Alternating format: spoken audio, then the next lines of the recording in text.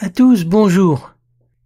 Une surprise, cette année, le 14 septembre tombant un dimanche, ce n'est pas le 24e dimanche du temps dit ordinaire qui nous attend, mais c'est une merveilleuse fête, celle de la croix glorieuse de notre Seigneur Jésus-Christ, naguère dénommée l'exaltation de la Sainte Croix, pour la distinguer d'une autre fête qu'on appelait l'invention de la Sainte Croix, célébrée le 3 mai, et qui commémorait la découverte par l'impératrice Hélène du bois de la croix à Jérusalem en 326.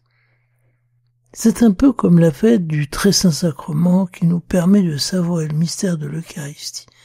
Celui-ci nous a été offert le jeudi saint, mais nous n'avons pas eu alors le temps d'en mesurer toutes les implications, pris que nous étions dans le déploiement de la Semaine Sainte. C'est un peu pareil pour la croix. Nous l'avons rencontré évidemment le vendredi saint, chemin du Golgotha, mais nous avons besoin de l'arrêt sur image que nous fournit la fête d'aujourd'hui pour nous rendre compte de tout ce que signifient ces deux morceaux de bois dressés pour notre salut. La première lecture de la fête est tirée du livre des Nombres, 21, 4 à 9.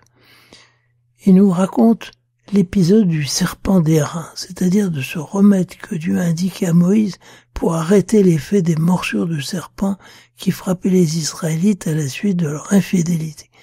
Il suffisait de regarder l'image du serpent coulé dans le bronze et le mal s'arrêtait.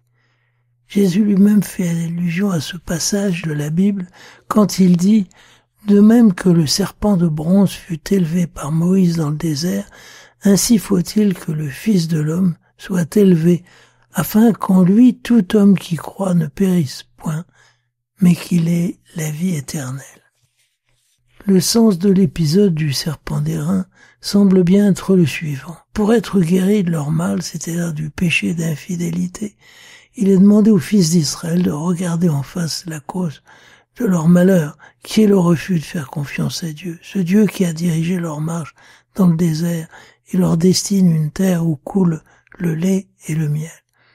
En jetant les yeux sur l'image du serpent qui est exposée à leur vue, ils reconnaissent tout à la fois la raison de leur châtiment et le moyen d'en sortir. Faire confiance à celui qui continue de prendre soin d'eux. Jésus, en faisant allusion à cet épisode, nous montre que sa venue parmi nous, et surtout son supplice sur la croix, ont le même effet. Il s'agit pour nous de voir d'où vient notre malheur et ce qu'il en coûte au Fils de Dieu pour nous tirer du péché. Ils regarderont celui qu'ils ont transpercé, dit Jean 19, 27, citant Zacharie 12, 10.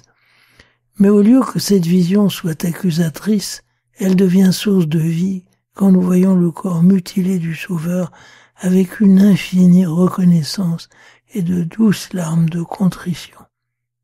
La croix que nous regardons, que nous saluons, devant laquelle nous nous inclinons, que nous portons peut-être sur nous, est autre chose qu'un souvenir ou un porte-bonheur. Elle nous remet devant ce geste de miséricorde que Christ ne cesse de faire en notre direction et qui transforme peu à peu notre vie. Bon dimanche, à bientôt.